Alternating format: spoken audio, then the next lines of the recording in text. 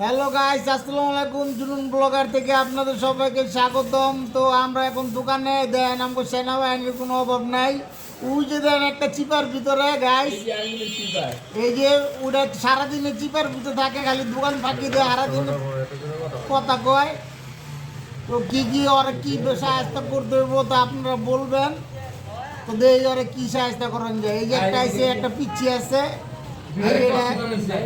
সবাই দোকান ঝাড়ু দিয়ে এলো। তো আমার ভাইরও দেখাইতেছি, চিন্তা করেন না, একটু ফ্যানলে বিজি আছে, তো দেখাইতেছি।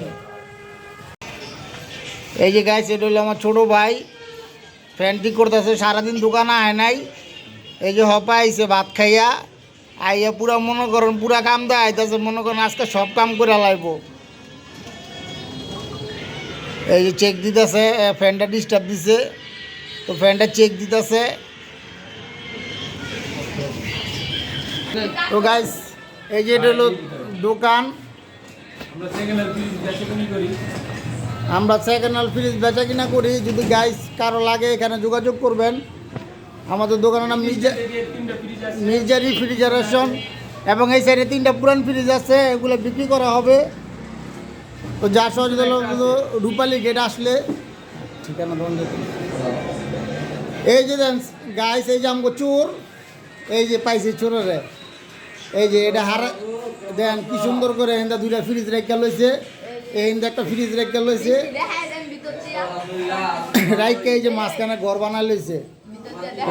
সারাদিনে এটা ফোন লিয়া টিপাটিপি করে, কামের নামে ফাঁকি। পরে কি সাহায্য করেন যায় গাইস আপনার এই কোন। ওই যে দেন গাইস, আর আবার পুরো দোকানে ওই যে কামদা এলো না, এই যে দেন মোবাইল লিয়া বিজি হয়ে গেছে গা, পায়া লাগছে আর কাম। তো কোন গাইস আপনার কোন এম বললাম